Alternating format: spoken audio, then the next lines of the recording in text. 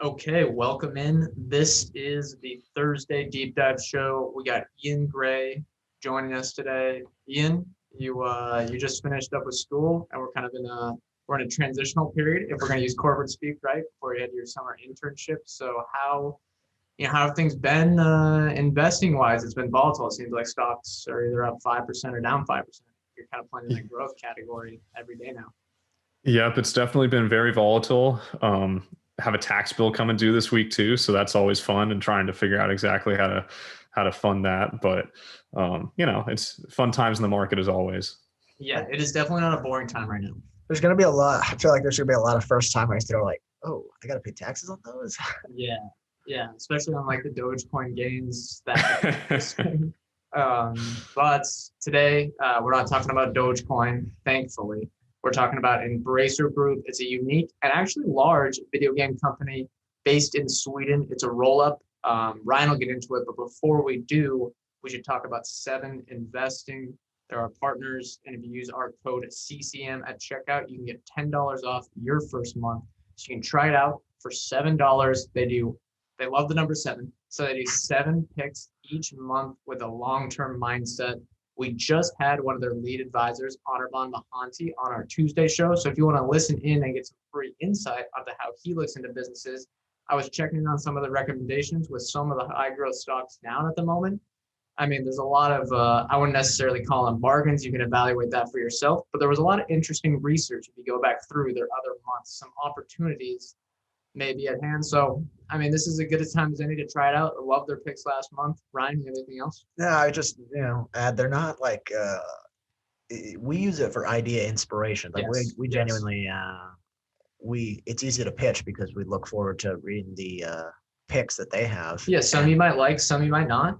Yeah. Kind of to each his own, but with 7 picks each month, it's highly likely you'll find one idea that's interesting. Yep, and use code CCM. But without further ado, we're talking Embracer Group, a company that I was actually pretty excited that you picked because kind of a fascinating business model. So they're an international video game conglomerate. So they're headquartered in Sweden, but they essentially go out and buy a bunch of independent franchises or publishing companies, and then they just roll them up and consolidate them into one. It's a bit like it's a bit like a Tyrion in terms of the business model, except instead of like Amazon toys or items, they're buying game companies. Yeah. But Embracer is the parent company, and then they have, I think it's 100% ownership of most of the basically decentralized subsidiaries.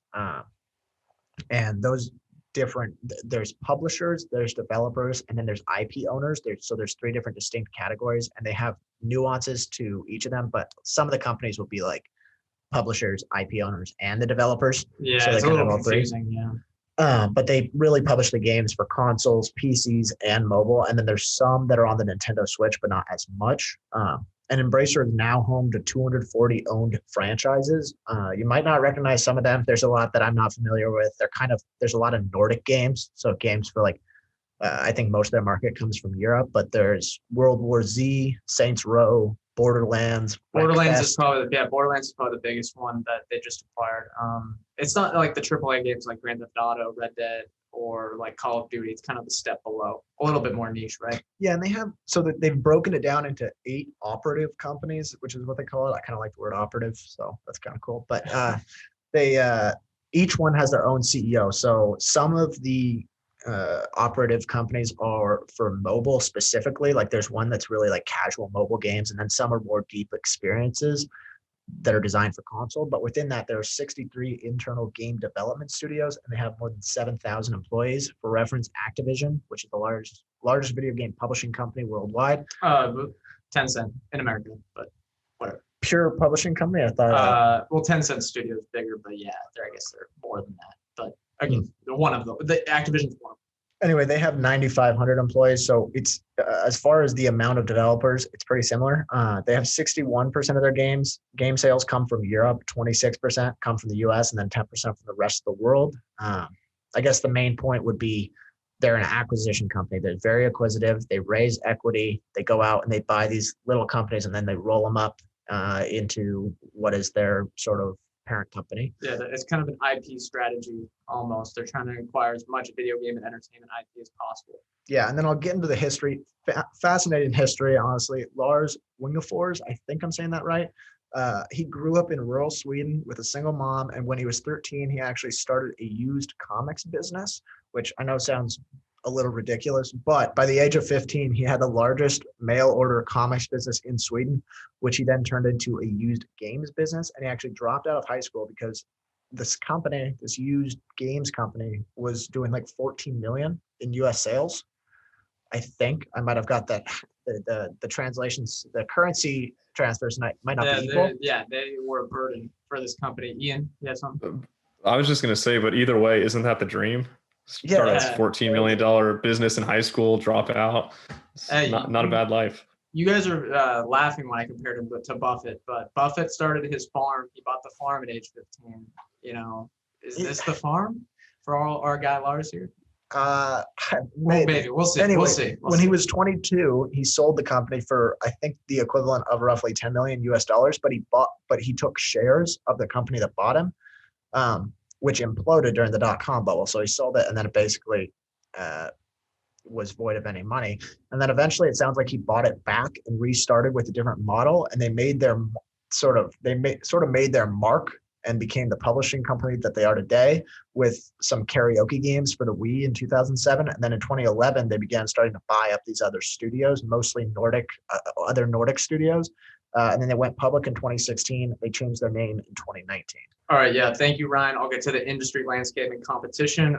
They operate in the video game market, which is worldwide, estimated to be about $160 billion in 2020. Estimates are for the industry to grow at either like a double-digit rate or a high single-digit rate for, indefinitely almost. And, a lot of the times I bring out these numbers, and sometimes I'm like, well, maybe are these analysts just being too optimistic? But I think in this case, unless something materially changes worldwide, I think this is something you can be highly confident in. People are going to be playing video games, and the market is going to grow over time, especially when you look at the younger demographics, how much they play. Tons of competitors in a large industry, as you might expect. Tencent, Activision Blizzard, Electronic Arts, Ubisoft, Take-Two Interactive, Microsoft, Sony, Niantic, you can name a ton. Maybe their biggest competition for acquisitions would be more Tencent, Activision, Electronic Arts, Microsoft, Epic Games. They like to acquire studios a ton. There's a lot. Well, I think some of their more, the ones they're kind of competing with, because these are a lot of smaller indie developers. There are a lot of Swedish companies that are basically consolidation plays just like this. And I think there's like 4. There's one that's like E7 Games. So they're not the only one sort of using this business model. Yeah, there's definitely other consolidation. There's tons. There's so many studios worldwide that it's possible to name them all. But yeah, I think nothing else here. I guess another thing you can watch, Nintendo, Roblox. There's a ton of companies to keep track of, but it's such a large market. It's really on EMBRACB Group executing with its acquisition strategy. But next, we want to hit management and ownership with Ian. Yep. So as Ryan mentioned, the CEO is Lars Wingefors. I believe that's how you say it. I tried to get the pronunciation down, watched a little video, but who knows? But anyways, he's the co-founder and CEO. One of the things that, and we're going to continue to talk about it today, but is the structure of this company, where it gives autonomy to these 8 operative groups, as Ryan mentioned. It just seems like a good way to approach this and really kind of give creators the ability to create and provide them with resources. We've called it a roll-up a couple of times today, but Lars actually doesn't like to think about it as a roll-up at all. He says he really wants to build a group of great leading entrepreneurs and creators, sees Embracer as identifying great brands and leaders and providing the capital and the ecosystem to make them successful. So it's not just about acquiring the assets or something like we see with Ethereum. It's really about trying to acquire, at least as I see it, acquiring the human capital with some of these brands and some of the IP that they've already created, and giving them, kind of jumpstarting them to create even more amazing IP. If they've created great IP in the past, they think if they plug them into their system, they can continue to create great games and content. He says he's super long-term. That's a direct quote. Loves what he's doing, and says he has already made his money. So he just loves this space. He owns about 25% of the company as well, which is a very healthy stake in this. And we'll get to valuation just after this, but owns a very healthy stake, about 50% of the voting shares. So it does have control of the company as well. So that's something to keep in mind, as we mentioned sometimes about these types of companies, that you want to make sure that you really trust the CEO when they do have voting control. One other thing is he writes a letter accompanying the report, which is something that I enjoy seeing. I always like seeing how a CEO writes about the company and what they think about it, and they go a little more in depth into their comments. And then finally, they are transitioning to standard IFRS reporting. They aren't currently on IFRS, which is the International Accounting Standards. They say that it'll take about 18 to 36 months for them to transition and then to be listed on a regulated market, on more of a mainstream market that we're more familiar with. And so that's one big initiative they're taking on right now, and will clean up the accounting a little bit and provide a little more clarity for investors. And so this is a great example of, it's great to hear management hearing great things. That's always great. We like to hear them talking in the ways that we want them to talk, but we also can't see that as a guarantee of future success. Right. It doesn't just because we love management doesn't necessarily mean the company's going to be a great success, but it's definitely a point in their favor. Yep. And then valuation also matters as well, which segues to my next segment. I'll talk valuation quick.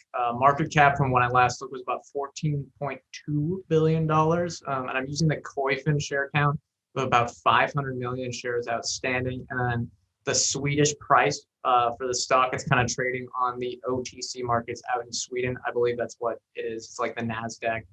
Lower tier something. I think it's like the OTC markets. But the Swedish price was about 236.60, and I'm using the exchange rate of 0.12 Swedish krona to USD. Very complicated one to calculate this stuff. So I could be off a bit, and the exchange rate matters. And then their share count is changing rapidly because when they make acquisitions, they're diluting the shares. But yeah, just something to watch out for. Ticker is EMBRACB, 7 letters. I think that's a record for us. Interesting ticker that they chose that many. And then the price of sales is about 14.9, but Ian will get into it. They got a lot of cash in the balance sheet now, so EV to sales is a little lower. And then that was calendar year 2020. So again, things can change rapidly with a company that's making acquisitions like this. And then price to operating cash flow was about 37.7, and then free cash flow was actually negative if you include acquisitions. And then their price to internal EBIT, which is it's not a IFRS measure or a GAAP measure that they're using, but it's like their own thing to kind of measure their operating profits. Their price to EBIT was about 52.6. So premium valuation, but they've executed pretty strongly. I'll head it over to Ryan to cover the earnings. Yeah, very confusing trailing earnings. Yes. And some of it's organic, some of it is through these acquisitions that we've been talking about. And so something that I found very interesting is in their 2018 to 2019 fiscal year was 15 months long. Not sure how that happened. But it makes the year over year comps from 2018, 2019 to 2019, 2020 look worse than they are. Even though it did still grow, which is kind of impressive. So I'm just going to use the trailing 9 months numbers. So the last 9 months, they've had $796 million in sales. That's US, up 69% year over year. They had $338 million in last 9 month EBITDA, up 112% year over year. So it's about a 42% EBITDA margin. And they have an operational EBIT margin of around 30%. They had $100 million in free cash flow versus negative free cash flow from a year ago. That's their calculation. But then if you include the investments in intangibles, which is, I believe, basically their M&A, it was roughly double their free cash flow. So they are spending a lot to acquire these companies because they've gotten the financing through raising equity. As far as guidance goes, they pulled back on their fourth quarter guidance. It looks like there were some game delays, one big one especially. So next year is kind of going to be the big year. And they said that they're expecting to be the strongest year ever with more than 70 premium game developments set to launch. It's worth reminding people that this is a very lumpy business because it's very hit driven. So it's a lot of it's like they'll have huge sort of franchises release one big game after the development. It's not these free to play ones like Call of Duty's kind of decyclified and turned it into different seasons, and so it's more recurrent. It's not like that with EMBRACB Group. So for most of the games, it's not like guaranteed, but yeah, and mobile might be a little less cyclical, but there's it's basically you take a long time to develop, then you distribute, and you hope that it's a hit. And then last thing I just add here, the last year, their digital sales made up 73% of overall sales versus 51% from the prior year. A lot of that is attributable to COVID, I imagine, but that's going to improve the operating margins for the business. Yep, and then we'll kick it over to Ian, but one thing I'll note is that some of it's going to be inorganic growth because they're making so many acquisitions. So when you see these high revenue growth numbers, just know that if they continue acquiring companies, that nominal revenue growth number or earnings number or whatever will look high, but make sure you look at like revenue growth per share or earnings per share, or free cash flow per share. That's very important for this company. But Ian, you want to finish things off in the first half with balance sheet? Yep, that was a great point. But turning to balance sheet, on their most recent balance sheet, they had about $833 million in cash. That was using that 0.12 conversion rate that Brett was talking about earlier. They also recently raised about $890 million in cash that wasn't reflected on that balance sheet. So we'll want to see when this next one comes out, exactly where they land, but it should be somewhere over $1 billion in cash USD, probably closer to 1.5 billion. They've also got about $1.8 billion in goodwill, which isn't crazy given the acquisitions, and especially with the cash they've raised now, it's not a crazy amount of goodwill on the balance sheet. I assume some of that might change as they move to this IFRS. I think some of the things they're reporting as intangibles and goodwill might not necessarily continue to be reported as intangibles. So they're a little flexible in what they do. Right. Well, yeah, exactly. They appreciate goodwill in a 5-year straight line method, which is pretty pointless for a video game because it's hard to assess. I mean, more than 50% of their balance sheet is intangible assets. So it's pretty hard to assess, I think, the value that you're getting. It's really sort of discretionary. I honestly thought what they were doing, I mean, it's definitely not illegal, but it seems like they're just kind of doing a really hard depreciation for tax purposes right now. And IFRS will definitely change that because we say IFRS, just think about it as like international GAAP almost. Yep. So there's that. And then they've got about $240 million in debt, which again, for the amount of cash they have on the balance sheet, does not seem to be a crazy amount of debt. Also relative to their market cap, it's a fairly low percentage. So not a crazy amount of debt. They should be fine. Net cash position. We don't have a lot of insight onto what that debt is exactly. So that's one, small yellow flag, but again, it's a small enough number compared to their cash and to their market cap that it should not have a meaningful impact on the business. Yeah, I would love to see an audited 20F. We'll probably get one in the next few years here for EMBRACB Group. But yeah, that's going to do it for the first half. Let's take an ad break, and then we'll get back and talk more analysis of EMBRACB Group. Okay, welcome back. Next up, we're going to do product experience. Anyone playing any of their games? I've heard that Borderlands, people love them. They just acquired that. I guess that's fine. No, we don't. That was really the only game that I had heard of. I guess they had like Bikini Bottom Dehydrated, which is like a SpongeBob like a kid story game. That's some kid SpongeBob games. Yeah. The other one, the most recent acquisition, which you're going to talk about, Gearbox, had a few. I think they had 3 franchises that are somewhat notable here in America, but like we talked about earlier, a lot of these are Nordic games. They have sort of a big following in Europe, but 61% European sales, right? Yeah, that'll probably go down with this Gearbox acquisition. But I guess there were some casual mobile games, like there's Sudoku apps. Like they own a game. They own one of their operative companies is just basically a bunch of casual mobile games. So you might recognize some of those. But no, I have not played any of these. But I'm not really a big gamer. Ian, any? Yeah, I'm not really a big gamer either. Like you said, I recognize Borderlands, but besides for that, not a whole lot of experience with these. Okay, let's hit competitive advantages then. Ian, what do you have this week?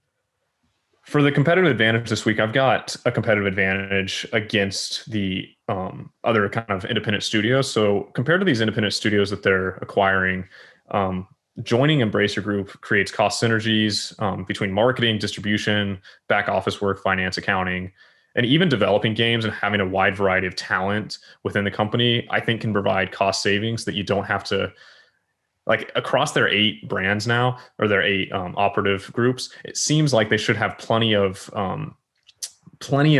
talent around to develop just about any type of game that they want to develop. And so I think there's some cost savings there, and also just a competitive advantage of having such a wide range of games and expertises around that people can kind of leverage to create hopefully better and better IP. That seems to be the vision of the founder, and I think it is a true competitive advantage. Yeah, I think that makes sense. Ryan, what do you have? Well, something that they weren't. So they mentioned the word synergy only 4 times on their 100-page annual report, and in the synergies that they talked about, it was really like the studios, the independent studio or the subsidiaries get growth capital, they get distribution, marketing, and then they get sort of development support. So and just general know-how. But I'm not sure how much of like the accounting is offloaded because they're still operating as independent companies. So I'm curious how much sort of intermingling there is between these two companies. It wasn't really talked about that much on the annual report, but the studios have more incentive to sell than I thought. So I think a lot of game developers develop games because they love to do it. They're not just in it for the money. And I think you see that especially with some of these indie studios. And so I have a quote here and basically, they don't mind selling because they can kind of cash out, and then they can get the resources to kind of grow and get more exposure to their games. So I guess that's a bit of an advantage. But then I have a quote here from the Gearbox CEO. He says, Lars's vision of Embracer as an allied partner group committed to fueling and accelerating the ambitions of a series of decentralized, successful entrepreneurial member companies while magnifying the collective value and advantages of diversification across the entire group is the most brilliant strategy in design for short, medium, and long-term success in this industry that I have worked in during 30 years. That's good. Yeah, I mean, he seems to like them. A lot of buzzwords, but that's good. Yeah, that's good. I mean, that's really strong praise for Lars. Yeah, I think people don't mind selling and sort of becoming a part of a bigger thing, especially when they can kind of leverage almost like this older brother to tap into, where it's like, oh, this is the best way to market it, best way to distribute it, and kind of like maybe I guess when there's a mobile partner, where if you're an operative company and you want to translate to some mobile app and you can kind of get the know-how from that other company, I think that helps as well. Yeah, Ian, did you have anything or no on that? No, and I was going to say I think we're going to mention in highlights and lowlights, but the long-term incentives for payouts they have, I think they do 6 years. That is a strong. It's just aligning everyone's goals with Embrace Group. But I'll hit mine. I mean, this one's simple, within the gaming and entertainment industry, a lot of the time it comes down to the IP you acquire. The reason Disney, I mean, I don't know how much you can calculate what Marvel, Star Wars, and Pixar are worth to Disney, but it's a lot. And they acquired all that IP. Embracer is kind of working to create a diversified library of gaming properties. It sounds simple, but it's a black and white competitive advantage. I mean, no one can, they have it and no one else can use it unless they license it from them. Pretty simple. But yeah, let's hit future growth opportunities next. Ian, what do you have for Embracer? I have the acquisition of EasyBrain. So this is another one of the acquisitions that they've made recently. They say they have sort of educational games, but they're like things like Sudoku or Sudoku, if I can say it right. And I think I actually had played, I think Sudoku.com maybe is one of their one of the things that they own, and I think I played that a few times a couple of years back or something. But it's mostly like Sudoku and puzzles and things of that nature. But I think there's an opportunity if they truly get into more educational games. We've seen a big rise in things like Duolingo and Lumosity, which kind of are right on that balance between like gamifying education, even something like Kahoot. And I don't think they're getting into something like Kahoot, but I think that idea of finding educational opportunities and providing this gaming aspect of it could be something that's interesting. And I'd be curious if they're planning to do some of that with the EasyBrain acquisition. It doesn't seem like it's a huge leap in my mind. Yeah, that makes sense. Ryan, what do you have? I have invested in their existing studios. And so I think the best game companies leverage their existing IP. I think we've seen that with Activision. I mean, Activision, they have $6 billion in cash. There's a reason that they don't just go out and constantly buy them. If they can translate existing IP to different systems and sort of revive those, that's the best thing for it, because the consolidation, like the gaming consolidation market in Sweden is super competitive. So you got to, at some point, start to really leverage that existing IP. And they said they're investing, or they invested $63 million in ongoing development just this quarter. I like to see that. I want to see them keep that up. And then they've got this strong pipeline coming in. I mean, it's kind of this catch-22 because it's like if they can add, if the cost of capital is this low and they can add these prominent brands that are willing to sell, why not do it? But at the same time, you want them kind of making most of the money off their existing IP because it doesn't cost as much. I don't know. I guess there's kind of the balance between the two, but that's definitely, they mentioned that as a strategic pillar for themselves. Yeah, as long as they can acquire things at a reasonable price, I don't think anyone should be concerned. But yeah, leveraging that existing stuff, the key with them, and I think their advantage that they try to tout is, since if you're not an indie studio anymore, you don't have to worry about, oh shoot, we got 3 years of burn left, we got to get this thing out. You can really have a long-term strategy of, all right, we're going to do this with mobile, and we got a free game, maybe we're going to launch some esports thing or whatever. But they give them that long-term time horizon to invest. I guess, yeah, I'll hit mine then. I took the big one, acquisition of Gearbox. It was announced post the latest earnings, so it's not included in the ones that Ryan mentioned, but it's founded in 1999, bringing on over 500 employees to Embracer Group, so pretty large acquisition. It was a 363 million enterprise value. Sorry, that's in US dollars, $363 million enterprise value, with payout incentives that can, I think, go above $1 billion over the next 60 years if they execute and generate like $1.5 billion in operating profit. They're the ones that own Borderlands, Counter-Strike, and according to the investor presentation, they've worked on Halo before and some other stuff here. Borderlands is the big one, though. It's had over $1 billion in net bookings, and apparently Lionsgate is investing in a Borderlands movie as well. That's interesting. I guess that's just another way to make money. But seems like an acquisition, or like $363 million. And yeah, there's incentives if they do well, but $363 million seems really reasonable, especially with their stock price. I don't know. What do you guys think there? Yeah. It looked like a good one, and it might just be because it's the only name that I'm familiar with of their entire portfolio. But yeah, Borderlands I've heard is very popular, at least here in America. Yeah. All right. Highlights and lowlights. Ian, what do you have for Embracer? I think this is going to be a common theme among us, but I had management and the structure of the company that was really impressed and just liked hearing management talk. I'd also say one other one was the organic revenue growth. So despite the fact that they're making all these acquisitions, in the last quarter, they still were able to put up 21% organic growth on top of the growth from acquisitions. So that seems like a pretty good number to me. If they can continue to do that and do a 20% CAGR for a few years on top of all these acquisitions of organic revenue growth, that would be, I think that's a big deal for this company. And I think it would be, it kind of proves that these acquisitions they're making are actually good acquisitions.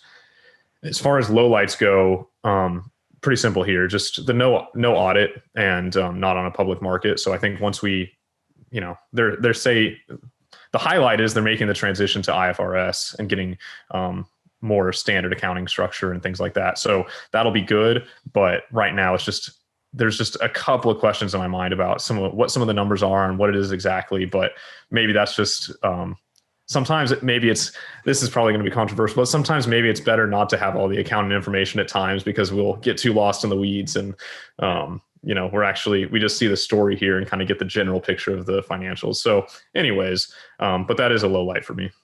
Yeah, it's something I want to know. There's a few things I want to know about that get fully audited under the actual standards. But Ryan, what do you have? Yeah, that was something that didn't make sense to me. They said they are required to conduct an internal audit, which usually is a red flag to me. But then they had some Ernst & Young CPA come in and audit on the annual report. So I wasn't totally clear what was going on there. It seems like they're just kind of doing their own metrics, though. Yeah, I mean, they're not, it doesn't seem like they're required to report any specific way. And that was pretty clear with the random, I mean, there's no GAAP net income. Yeah, or if IFRS, but yeah. But when there's something like that, you kind of have to just gut check to see if management is being honest and see what you think of them. And I did like Lars. I thought he cares a lot about the business. He owns 30% of the company or whatever it is. And they are looking to be listed on a major index here. Although I don't know. The 15-month fiscal year threw me off. I was like, it seems like you don't have your ducks in a row in the back end. But generally, I do like the business model. I think Sweden is sort of like, it feels like it's becoming kind of this tech hub. Maybe it already is one. I'm seeing a lot of companies that I kind of like out of Europe over there. Only low light would be, I'm kind of not, I had the same thing with Ethereum where I'm not a huge fan of just acquisition after acquisition because it's hard to track as a shareholder and know what kind of value you're getting, and the dilution's a little hard to calculate. So I mean, you can play a lot of games, make everything look good. yeah, and I think especially in markets that we've had recently, like people are willing to overlook the equity dilution. But it matters, right? Like your portion of the company is obviously shrinking if they're just issuing more shares. So I guess it takes more time to see how those acquisitions play out and whether they're actually accretive or valuable. Yeah, and then I would mention on the 2018, that year where they kind of had the tough stuff that Ryan was mentioning, their revenue grew like 1,000% that year. So I think we can cut them maybe a tiny bit of slack. If they grew probably a lot faster than they thought, and they may have been overwhelmed. Seems like everything's good now, but I mean, if you're growing revenue at 1,000%, yeah, I mean, maybe they acquired too much too fast or something like that, but or it went too well. Like some game might have just done phenomenally. I couldn't really find out anything on that, but yeah, it might have been like a merger or something. Probably should have looked at that, but yeah, whatever it was, I think the studios really jumped up that year, but they've jumped up every year. So I don't know. They probably just had a hit game in one of their studios. But I'll hit my highlights. I love the payout incentive model they have over the 6 years based on financial targets. So basically, how much cash that studio generates over 6 years. If they had different targets, the CEO and the employees get payouts. Business model to me seems highly scalable, especially if you consider it more of like an entertainment conglomerate. This thing, I don't know, they said they're 1% penetrated within the video game industry. Yeah, there's already a lot of large companies that will be tough, and it's competitive, but it's a growing market. We'll see how many more acquisitions they can make. And I do love Lars and the management structure, that decentralization stuff we talked about a lot. It's, reading about how he dropped out of high school and then kind of just ended up around 30 years later being a billionaire running this thing. It seems like it kind of just fell into his lap. Obviously, he did well. He had to execute on a strategy, but he kind of just went, from reading it seems like he just went with the flow and was like, you know what, let's just start acquiring stuff. And all right, I guess we're a $15 billion company generating a lot of cash. All right, guys. If you see the pictures of him in high school, it's kind of funny that the guy that started that company is when where he was 13. Yeah. Yeah, it's funny that's almost the same. It's different like corporate structures, but it's all through that one thread. It could make for a really good story someday. Lowlights though, same as you guys, no audit. And they just raised almost $1 billion in March. It makes me feel like that maybe they're trying to use their inflated stock price right now. It's at a premium valuation, but they raised $1 billion in March. I don't know, maybe they're going too quickly. It seems like they're acquiring a lot of companies really fast. Yeah, it tends to give me some pause, but I guess move on. More or less interested, Ian. I'm definitely more interested, but I think between the valuation being like, the valuation isn't a screaming buy to me right now. It's not crazy high either, but it's not something that I'm looking at and going, oh, I have to get in this right away. And then I think though, like just as we've talked about, I like the business, I like the model, I like Lars. And it's something I'm definitely going to keep an eye on, because it's something I think I was thinking about this as we were talking. And I think one of the things that is so interesting in the film space right now, and the movie and streaming space, is just the reliance on IP. And as everybody tries to come out with these new services, it's all about the IP, and the ones that have good shows and content do well, and the ones that don't. And that was something that Netflix really identified early on. And it seems, I don't want to compare Embracer to Netflix, but it seems like Embracer is kind of seeing into the future a little bit and going, okay, we need to acquire as much IP as we can right now, because eventually there's going to be better ways to monetize this, and it's going to become more and more valuable as we move forward. And so that forward-looking vision, I think, is interesting. And I think that there is a chance for them to acquire a lot of these independent studios that have some great IP that they'll be able to monetize better. So I'm more interested, but a couple little concerns. Yeah, Ryan? More interested, I guess. The valuation, I don't think it's that attractive. I mean, if you just looked at the quarterly numbers and you're like, yeah, revenue's up, whatever, 50 to 100%. Look at the operating cash flow. It doesn't, that's not super indicative of the actual underlying growth of the business because there's timing issues related to it. When I first looked at this, I thought like, great, this is like the match group of these small games, but there are competitors that are doing that are sort of not using this exact model. And if you think the valuation is perfect and you're saying, what the hell are you talking about? I don't think they would have raised $1 billion if they thought their shares were undervalued, right? So, but they are sort of using that to their advantage. I don't know. I like Lars. Yeah, he seems like an outsider. I don't know if you've read that book, but he seems like an outsider, kind of like. It's his company too. Yeah. Like it's his company, and they do like 2.5 hour earnings presentations. But you can just listen to him talk. Like he understands the business. They have a CFO, but it's really Lars running the company, or at least the parent company. I don't know. I guess I'm on the fence. What about you? Yeah, I guess I'll just give one note here for clarification. I wrote this down in my notes. So they had at the end of 2017, they had 238 million shares outstanding, and then right now they have about 500 million from Coyfin's estimate. And net sales in 2017 were 61 million. Net sales in 2020, 954 million. Don't have the exact growth rates there, but they have grown organically. But again, you have to watch out what that revenue growth is per share. For more or less interested, I'm more interested. But like Ian, valuation, and Ryan, you said this too, valuation, and let's wait for an audit. I mean, at 14 times sales, I mean, the stock has done phenomenally. It's up like 2,000% in the last 3 years. I don't know. It just seems overvalued right now. Phenomenal company. I love Lars, but yeah. And we might be undervaluing some of the IP in some of their Nordic games. Like they might be super well known over there. I guess they're just not huge here. But the thing is, they're well diversified. They have like over 200, I think, brands right now. I don't have the exact number but with that many, it's more of a diversified strategy. I don't know. I'm more interested, but it's just valuation. Let's get an audit going. It's a no for now, and I'm comfortable saying that. Like, I don't think there's any problem in waiting on this. Like, they're obviously taking this to a major index, and they're going to get that IFRS reporting. I'd rather wait for that. Yeah, for sure. We could miss out, but if you were holding EMBRACB Group, you've done phenomenally. I mean, there's no reason to sell now. But yeah, Ian, anything else before we wrap up? Nope. All right, that's gonna do it for this episode. You got next week, Ryan. What do you have? Good RX. Oh, okay. Okay. That's fun. Yeah, I've heard a lot of good things. A lot of people, confirmation bias. There's some big investors in it that I admire. So it helps. Yeah, it could be. That is an interesting. Big Richard Chew company. Yeah, they're a disruptor. It'll be fun one to investigate. All right, that's going to do it for this episode. Thank you all for listening. I will remind you again, if you want to check out 7 Investing, use our code CCM to get $10 off your first month. As another reminder, we are not financial advisors. Anything we say on this show is not formal advice or recommendation.